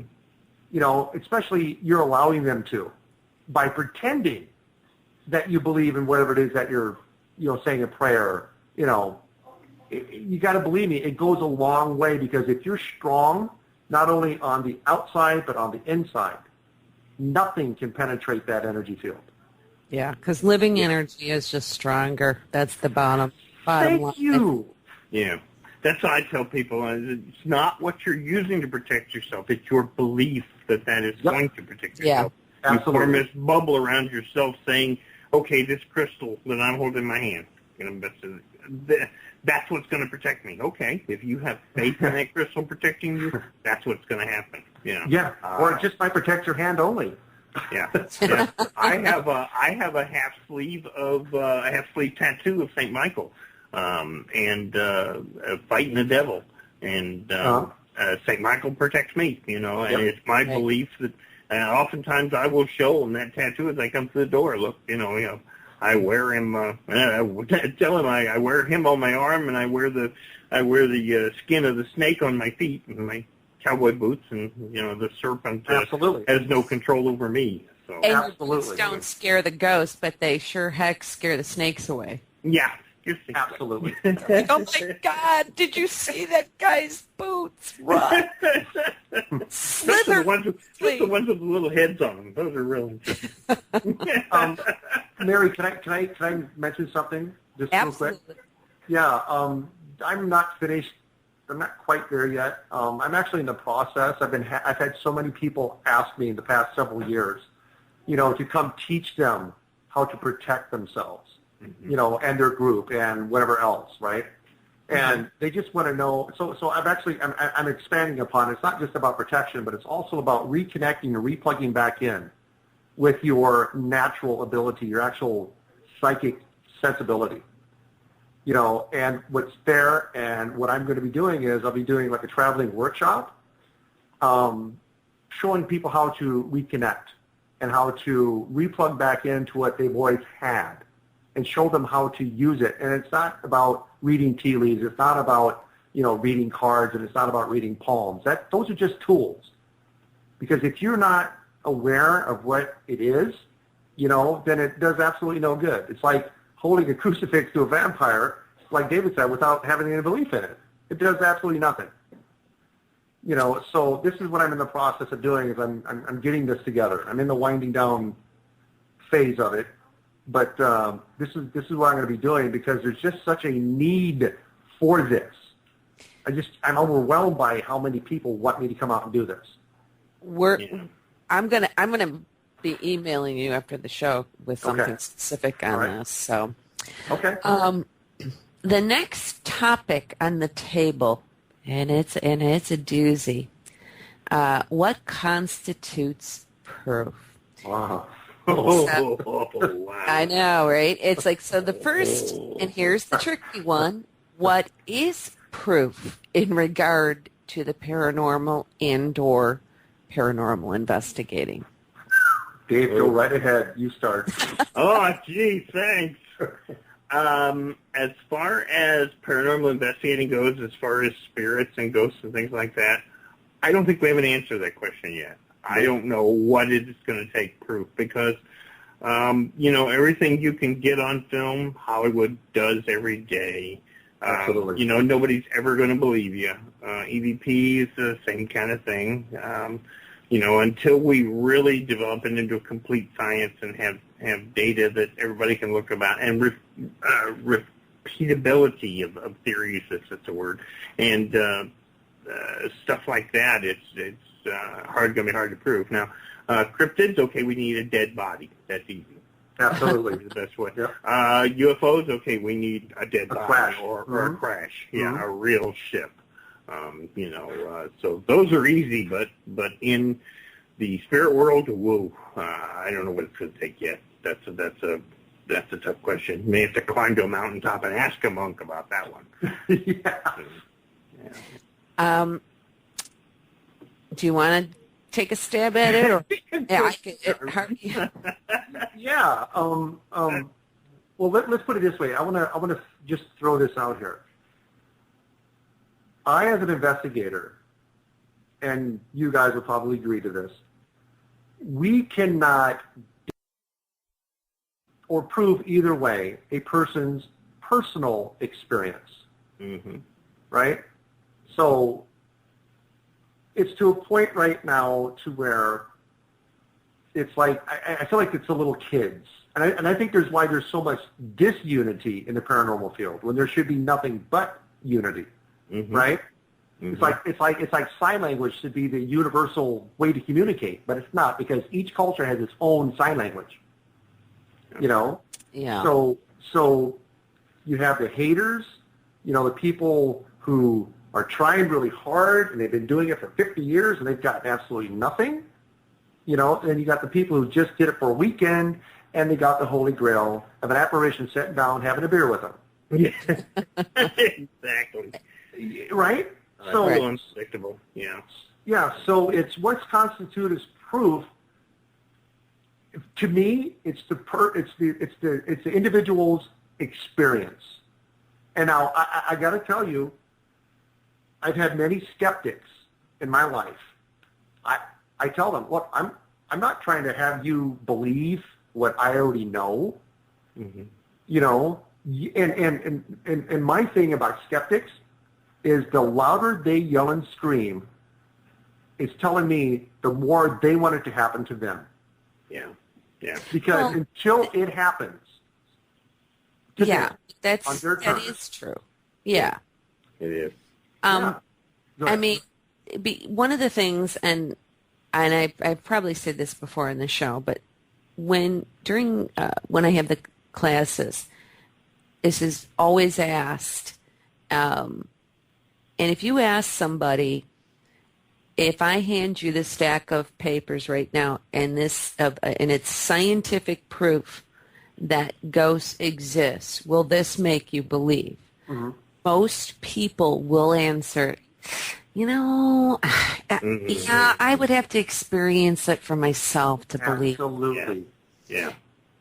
My thing then, one of the things that I bring into the class is saying, though, now you want to experience it and this is what's going to make you believe it, but now let's discuss a little bit about your brain and neurology. Absolutely. And your hard wiring. Yeah. And what you think you're seeing or experiencing, and all the possibilities that it could be something else. Now, I'm not saying that it is. Obviously, I believe. I don't have any question that these entities exist. But, you have to put that out there. The other thing, and then just to say for my opinion on the proof is unfortunately the only system we have, other than if you're getting into spiritual type realms or metaphysical, is science. Science does require a certain amount of things. I mean, look at it. Think about even our court system. Beyond a reasonable doubt. Yep. Can you prove this? Yeah. So proof has to stand up. Whatever it is that you have has to stand up to scrutiny. Like if I have something, whether it be audio or video or whatever, I want people to challenge me because that makes me better at what I do to find a better way so there aren't these questionable loopholes. So that there's not necessarily one right way to do something, but there's certainly wrong ways to do it. Yeah, and can I parallel on what you just said, just real brief? This is what gets me. Why is it that I have to prove beyond the shadow of a doubt when people take, and I'm not getting religious again, but I'm just throwing it out there, take a book called the Bible on face value, and they call it because it's faith, with no questions, no scientific proof, ever. Not even. You have biblical scholars, you have Jewish rabbis, who tear the Torah apart and they find magical meanings and signs in it, But when I tell something to somebody that only they know about, and it's that specific to them, it freaks them out, and then all of a sudden they start throwing, I'm a demon, I'm this, I'm that, and I'm like, well, wait a minute. Well, that means they believe you then, if they think you're a demon. No, absolutely. But my whole point, just to back up what you were saying about the proof. Yeah. For centuries, just because some men who actually were scholar and they knew how to write or pretended how they write, and they were more educated or learned opposed to everybody else, what they say is gospel, with nobody questioning it, because at one point they were tortured if they did not, believe. And this is a lot of our problems today. You know what, though? Because some of that, I agree, and I think I know. I mean, I know what you're saying on that. But when you're dealing with some of the suspicions, as far as, I don't think it's any longer, for the most part, having to prove the existence. I think we really have generally, for overall, moved past that. Yeah, but we aren't, right? But we're at the point where we're trying to prove, how is this occurring? Why is it occurring? So when you do bring in something like science and you start talking about quantum entanglement or the expansion of the universe in multiple dimensions and so on and so forth, there are some of the things that we look for, these atmospheric changes. Yep. Is there a correlation with this and possibly some type of wormhole being formed? When for apparitions, when we're seeing them, those kinds of things. So the proof is kind of now getting into not proving that they're there, but proving how is this occurring, and that does become critical. The proof then. Yes, it does. Yeah. Because either it's going to further us in the field of understanding and having more communication or not. Yeah. And that comes at documentation and earlier David mentioned, like data loggers or just in any form or fashion keeping track of the data that you collected. Yeah. Well, look for the patterns. You know? You have to have something that's going to get over belief systems that people have.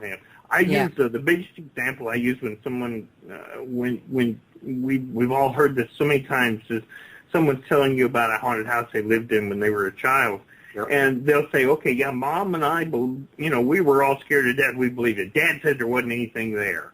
And I usually look at him and I say, "You know what? Your dad was scared to death."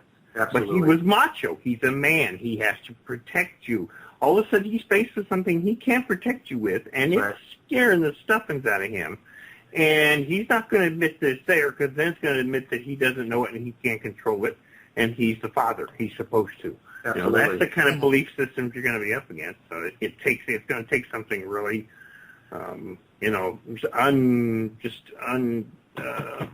want to say it? Something you can't say is wrong.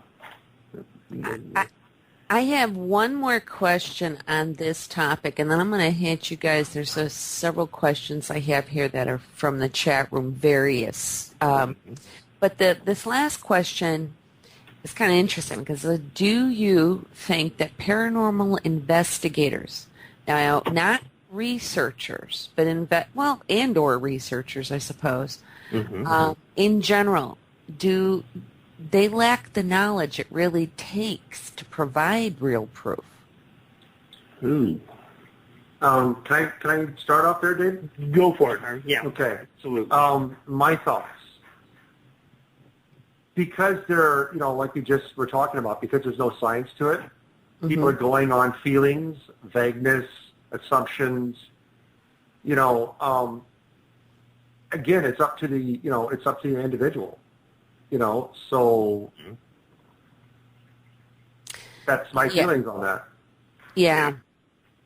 Do you have anything to add or different, David? It goes back to what I said about reading as much as you can. I have learned so much since I started into all this. I read, that's kind of my background. As a young child, I read about UFOs. I loved UFOs. As a teenager, it was Bigfoot. Read everything I could get my hands on about it, and went out in the woods and all the usual stuff. And into ghosts, it's the same way. I'm still expanding here. I'm learning about electromagnetic energy and frequency spectrums and all of this sort of thing that I didn't know about before. And if you're that's the difference really between the investigator and the researcher. The researcher wants to learn more and more and more. The investigator wants to experience more and more. Absolutely. I think that's kind of an easier way to put it. Yeah, that's kind of it. It is a kind of interesting way to put it.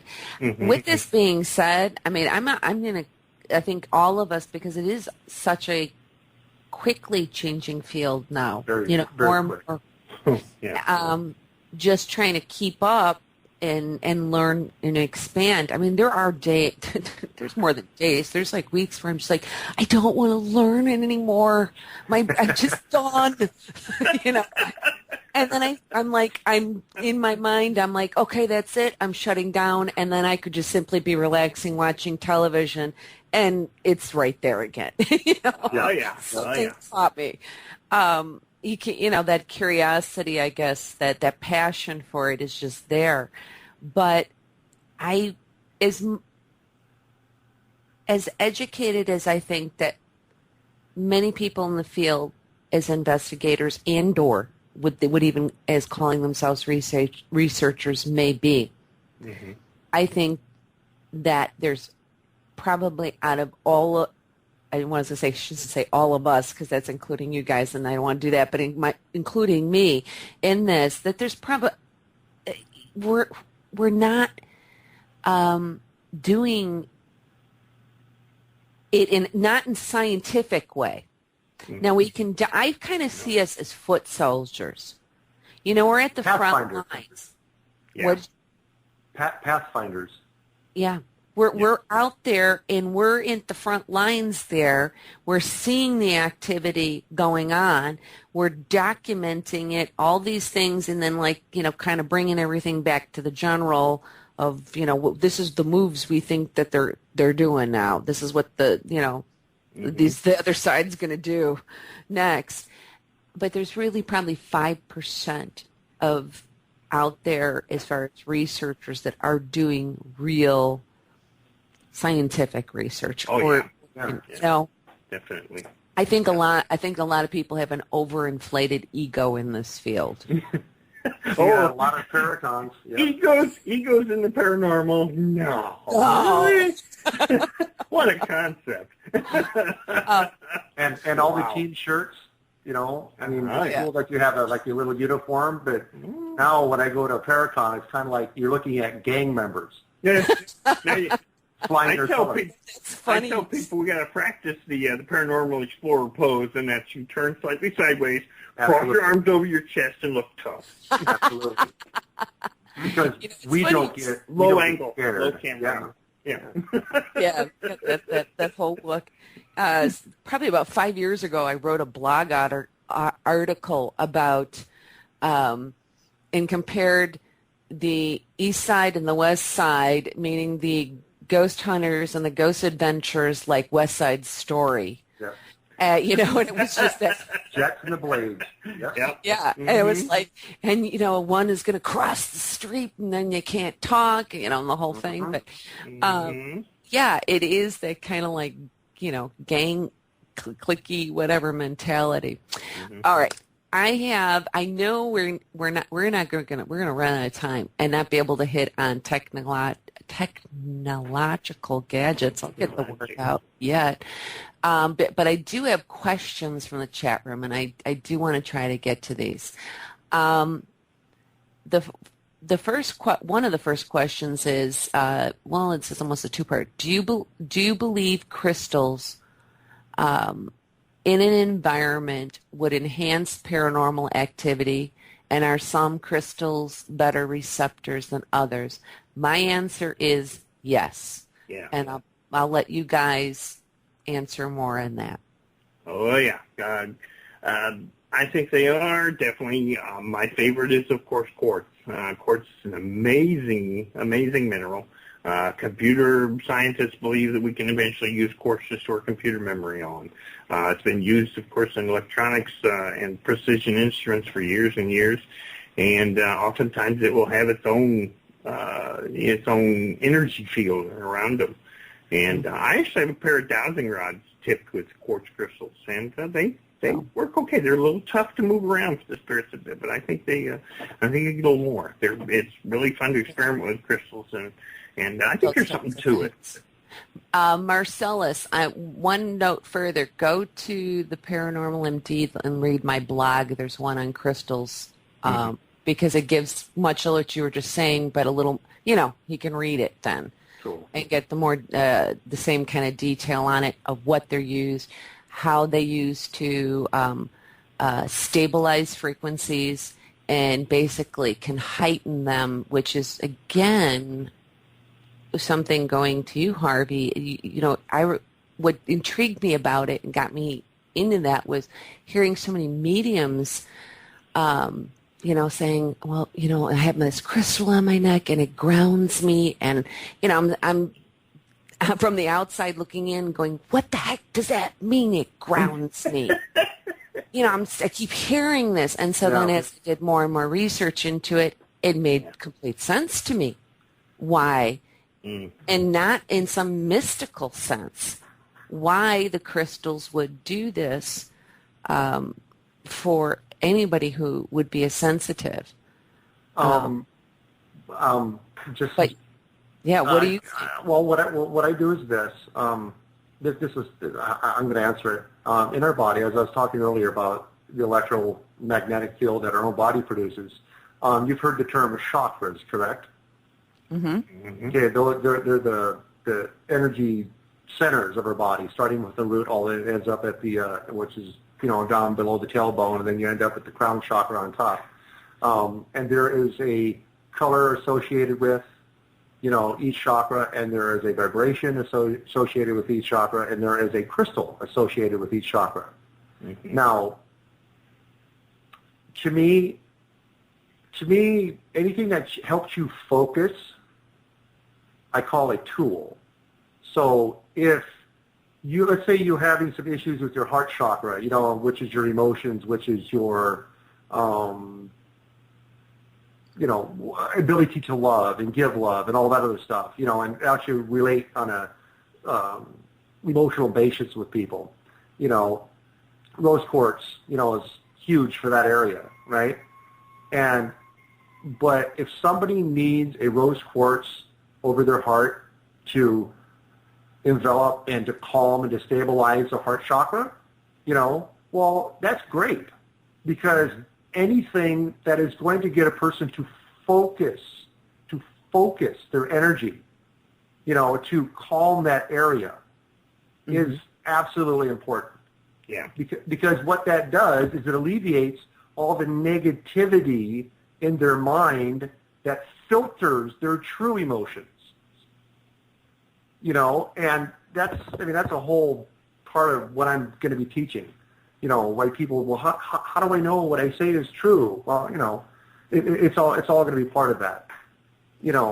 But yes, crystals helps. And the only thing I personally use, I prefer black obsidian, but that's kind of hard to obtain. Yes. Yeah. But onyx is perfectly fine. And I use a very small piece, one piece only, that I carry in my pocket with me all the time, and I call it my cosmic dump. Ah, that's nice. Oh, wow. Yeah, and what I do with that is Yes. Yeah, I was going to say real quick again, though, when you're saying, so people listening, obsidian and when you're dealing with onyx, it's known for having properties to absorb negative, absolutely active, negative energy. This is what, when I do readings for people, and I you think if you're psychic and you run across somebody else who's psychic, don't you think you'd know that right away? I had never been to a psychic ever that could tell me that I was sensitive. Interesting. Right? So when I start reading them and telling them everything that they can do or what they're pretending that they're doing, and they're like, oh, how'd you know that? Right? Yeah. But what people don't understand is You block. And just by, this is what I'm talking about, protection, all the way around you and be able to allow in and allow out. And when I use this obsidian, when I run into somebody who's empathic, which Mary, you're very empathic. That's the ability to where you know when somebody's feeling kind of strange automatically. It's just like you get this heightened awareness. Yeah. I'm concerned about them, but I don't know why. Mm-hmm. Yeah. So what my onyx and the obsidian does, it absorbs negativity that's around you constantly. Yeah. Got one next to my bedside on my nightstand. There you go. Yeah, I really do. And, with that. Well, gentlemen, sadly, we are coming to near the end of the show. Gosh, I mean, we didn't even get to talk about the paranormal for hours. I could have gone on easily, another hour just to try to get to the last topic. At some point, maybe we can try to work something out. As we have another one of these shows, and maybe get kind of a big group in that'd be great. That'd be fun. A few months, like have one show with you and one, another round table, and then maybe bring, everybody together. Yeah. Could be a hoot, I can't believe I just said hoot. Anyway. You're so Midwesterner. You're Midwesterner showing. I don't think I've ever used that word before. Oh my goodness. Anyway, I just want to thank you guys very much for being my pleasure. Oh yeah, thank you. Very welcome. And again, if you have missed part of this show or any of it, you can catch it on demand via the WHVR phone app for a week after the show is over via the via the phone app. Let's just say it that way. But I do want to also let you know that WHVR does have an on-demand subscription. I think the special is still running. It is really reasonably priced for a year. This is the future. I mean, this is the future of radio, and this is where we're at. WHVR, with all the multiple channels and more shows are flooding in, you will have it at access, and you can download them and listen to them whenever you want. So if you've missed part of the show, you will be able to listen to it for free via the WHVR phone app for the next week. After that, it will be moved to the paid subscription archive. Now, briefly, I do want to tell you that next week, the guest on the show will be Robin Monafair, who is a spirit counselor and light facilitator. And again, this show has been a roundtable discussion panel. I encourage you, make your way over to the radio show website. Sign up. There's a whole list of topics in there. I'd love to have, bring them all on air with somebody here that's listening. Come and join us, whether you're in the field or not. So, again, many thanks to David and Harvey for joining me tonight as my guests. And as always, you, the listeners, I appreciate you for tuning in and being part of this show, because without you, it's not a show. So thank you for joining me this evening.